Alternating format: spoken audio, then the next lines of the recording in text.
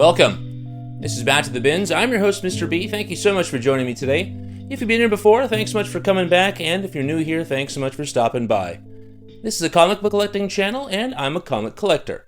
These Sunday videos are intended to showcase the books I picked up this past week at my local comic shop. I've got a pull list, so I'm pretty familiar with what's happening in comics today. I love digging through the dollar bins, and I love digging through the back issue bins. So, if that sounds interesting to you, and you'd like to join me on my journey back to the bins, why don't you take a look over here, and I'll show you what I picked up.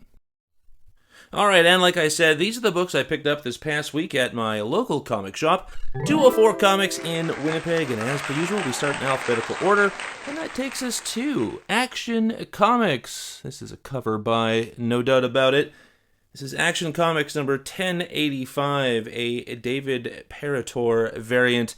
I am here for this. This is an absolutely beautiful cover. I love the painted look of it. I love the flow of the cape. And I gotta say, the one thing that kind of gets me every time I look at it is it kind of looks like Justin Trudeau. I'm just saying.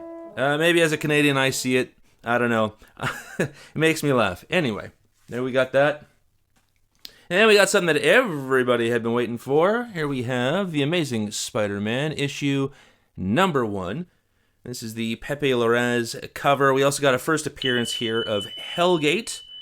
I don't know anything about Hellgate. I'm not entirely sure if I'm going to read this series. I'm going to collect the first 5 issues, and then I think I'm going to give Spider-Man a break. I'm going to wait to see what everybody says, and even then I might decide to just hold off and see what happens overall to this run, if it goes somewhere else right away, if somebody else picks it up. I don't know. I just, I want to love Spider-Man. I do love Spider-Man. Don't get me wrong. I'm not even really criticizing much more other than I want something that really is going to impact me. And I think that's probably why I'm going to give it a break and go back to the 90s Spider-Man, because I'm trying to get that run.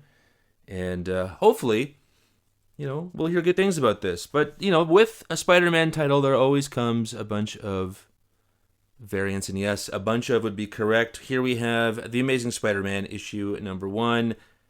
This is a sketch cover variant. I don't know, maybe one day I'll get somebody to draw on there, do a remark. Maybe we'll find somebody at a local con who has worked on the title in the past. I don't know, maybe I'll draw something on there. You never know, but I love the idea of getting a sketch cover. That's a lot of fun and a lot of potential.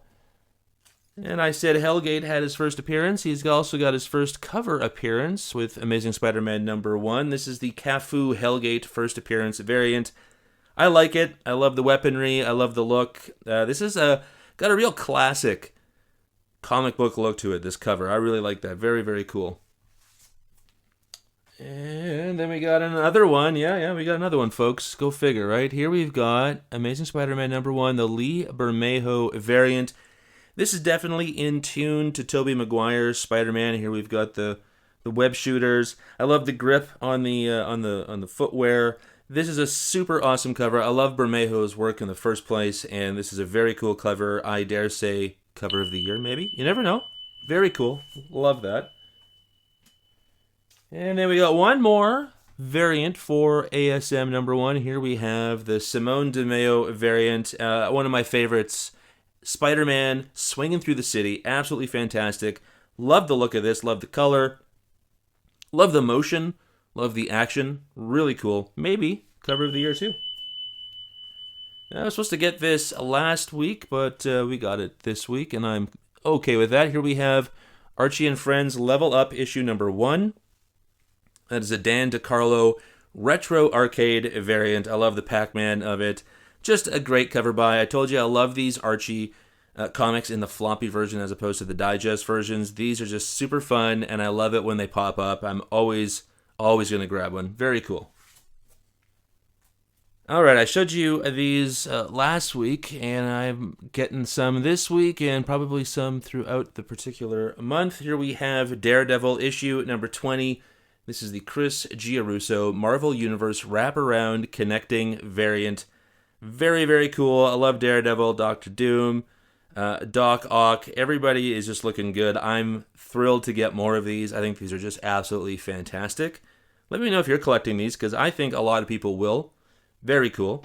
And once again, through the magic of television, we've got it flipped over, and there we got Deathlock and Cyclops and Cloak and Dagger. Very, very cool. I think these are just spectacular. I love that Cyclops. I think that just looks great. Very cool covers.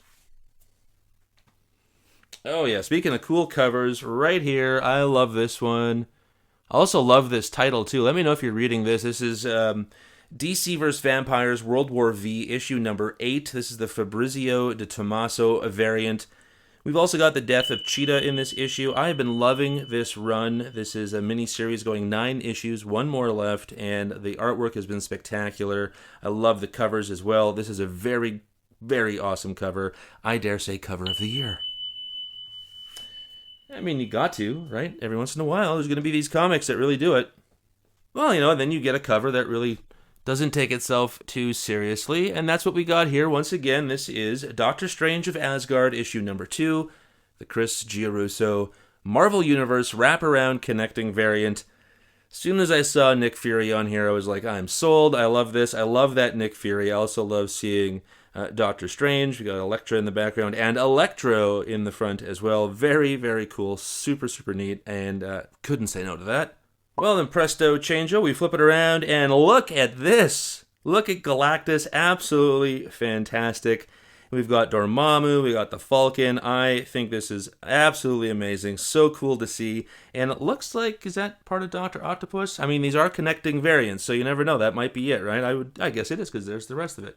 Very cool. I love this. Oh, Galactus looks so good. And, like, let's get a cartoon that looks like this. This and those Mark Brooks cartoon stuff, I would love to see that. Very fun.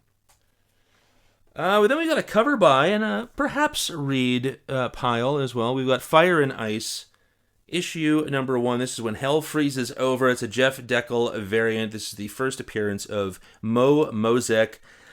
Yeah, it's a cover by. I haven't seen too many favorable things about this particular first issue, but I might read it because there are a couple of other really cool looking variant covers for this title. I think this is going to be a limited series, so maybe I'll pick up a few more. Maybe I'll read it. But overall, love this. I'm beginning to find more of Jeff Deckel's work and enjoying it. So there's always somebody to keep my eyes open for.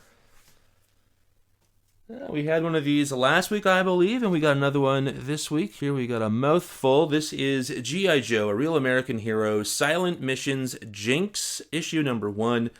That's the Jorge Fornes variant. I told you, Jorge Fornes is doing these variant covers for this particular title. I'm here for them. I love it. I was a huge G.I. Joe fan as a kid. The action figures, the comic books, and the cartoon.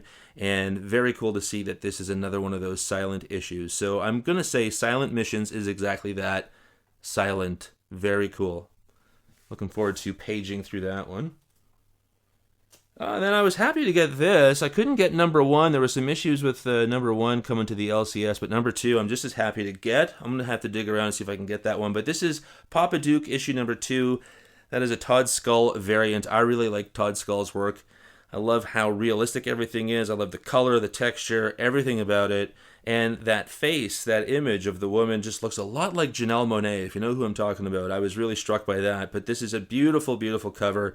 And I love, like I said, Todd Skull's work. So maybe we'll try to get the rest of these. And yeah, tell me what you think. I think it's really cool.